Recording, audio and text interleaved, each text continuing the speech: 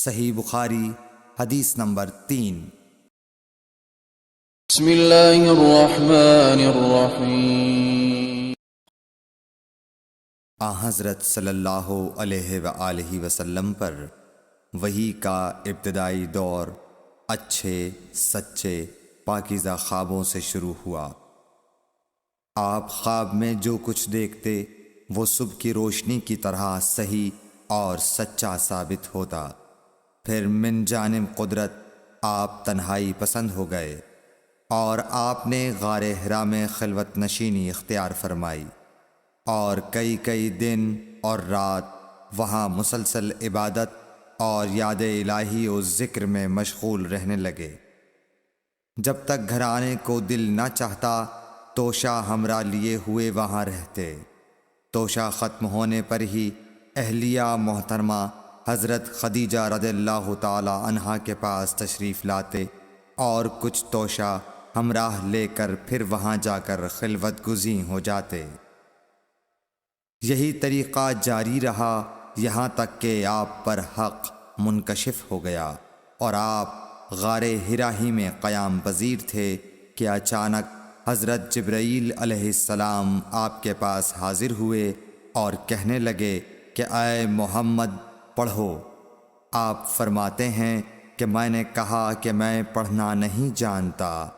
آپ صلی اللہ علیہ وسلم فرماتے ہیں کہ فرشتے نے مجھے پکڑ کر اتنے زور سے بھینچا کہ میری طاقت جواب دے گئی۔ پھر مجھے چھوڑ کر کہا پڑھو۔ میں نے پھر وہی جواب دیا کہ میں پڑھا ہوا نہیں ہوں۔ اس فرشتے نے مجھ کو نہایت ہی زور سے بھینچا کہ مجھ کو سخت تکلیف محسوس ہوئی۔ پھر اس نے کہا کہ پڑھ۔ میں نے کہا میں پڑھا ہوا نہیں ہوں۔ فرشتے نے تیسری بار مجھ کو پکڑا اور تیسری مرتبہ پھر مجھ کو بھینچا۔ پھر مجھے چھوڑ دیا اور کہنے لگا کہ پڑھو اپنے رب کے نام کی مدد سے جس نے پیدا کیا اور انسان کو خون کی پھٹکی سے بنایا۔ پڑھو اور آپ کا رب بہت ہی مہربانیاں کرنے والا ہے۔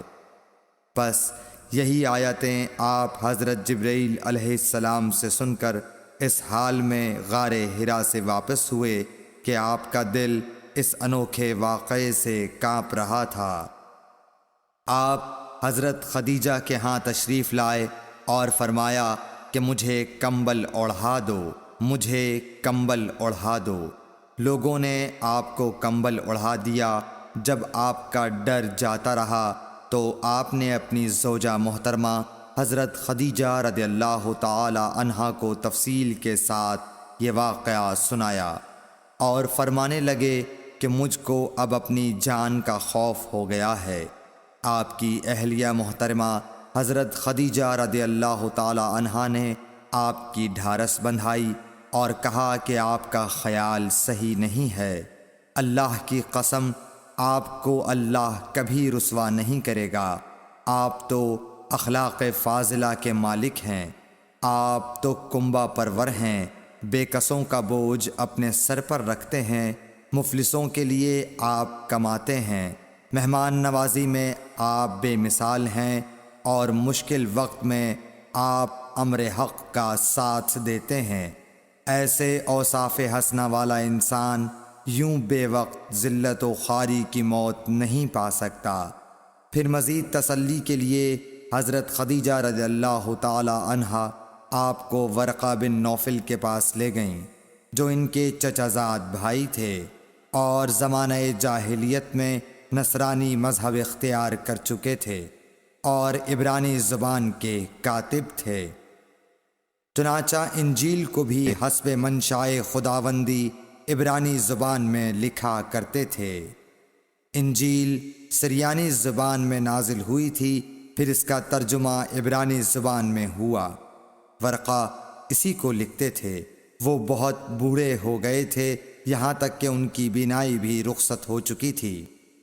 حضرت خدیجہ رضی اللہ تعالی عنہا نے ان کے سامنے آپ کے حالات بیان کیے اور کہا کہ اے چچا زاد بھائی، اپنے بھتیجے محمد صلی اللہ علیہ وسلم کی زبانی ذرا ان کی کیفیت سن لیجئے۔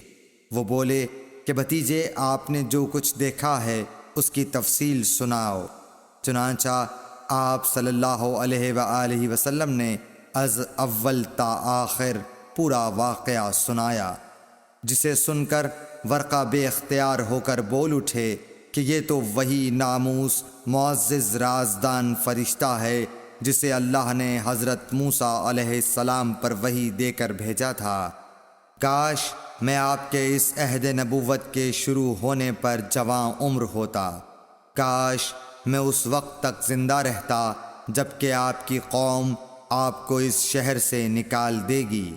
رسول کریم صلی اللہ علیہ وآلہ وسلم نے یہ سن کر تعجب سے پوچھا کہ کیا وہ لوگ مجھ کو نکال دیں گے، حالانکہ میں تو ان میں صادق و امین و مقبول ہوں۔